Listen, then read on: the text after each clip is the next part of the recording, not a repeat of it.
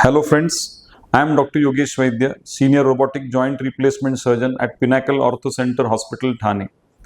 So when patients come to us for knee replacement, they have their many questions in their minds or many doubts in their minds as to what are the various risks or complications that are involved in the knee replacement surgery.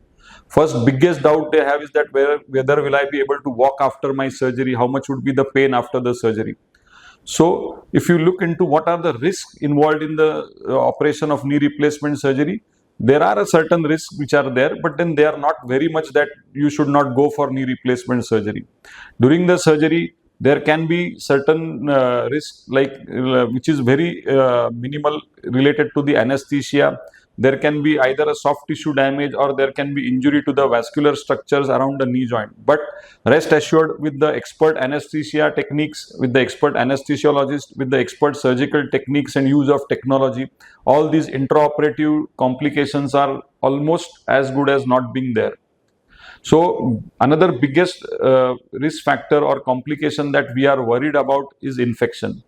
So infection is one thing which can happen even in the best of the setups across the world, even in the hands of best of the doctors.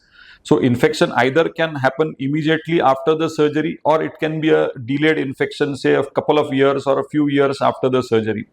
So when the infection happens immediately within a few days after surgery, either we treat the patients with the form of antibiotics or we take them back to the operation theater, clean up the wound. Either we do a liner exchange surgery and then again we put them on long-term antibiotics and then treat the infection. If we find that the infection is deep-seated, there is something called as a biofilm formation. So what happens in a biofilm, the microorganisms create a kind of a layer over the implant. So this layer is very difficult to treat by the help of antibiotics. So in such cases, we have to go in and do a two-stage surgery. So in the first stage, we remove the implants, do the thorough debridement, put in antibiotic spacer, put the patient on IV antibiotics followed by oral antibiotics. Once we are sure, typically after 2 to 3 months, that patient is free of infection, then we again go in and perform the second joint replacement surgery. But with the advanced techniques, the results and the available antibiotics, even the results of two-stage antibiotics, two-stage surgery are excellent, and patients can resume back to their normal life and activities.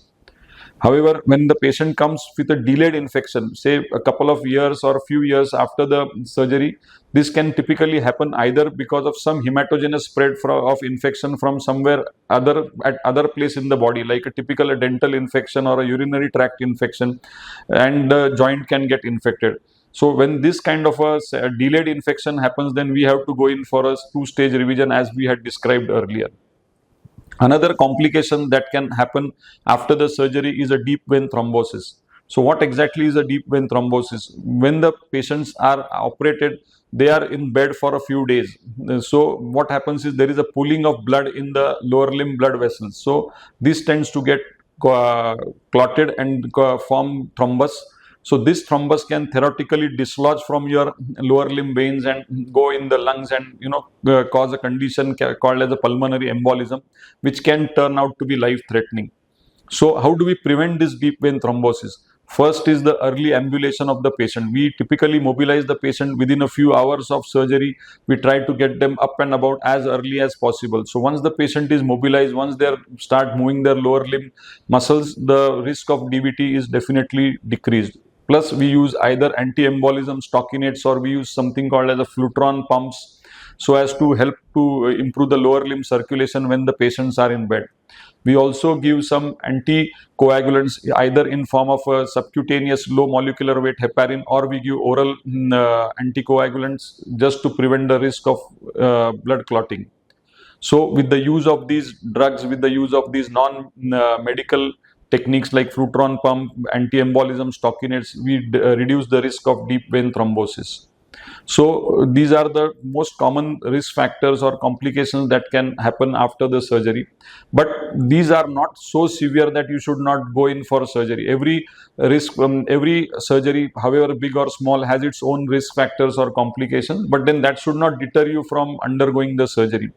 So friends, if you have any doubts regarding any risk factors or any complications or has to how to avoid them, you can get in touch with us on the numbers which are mentioned below, or you can visit our website which is listed below. Thank you.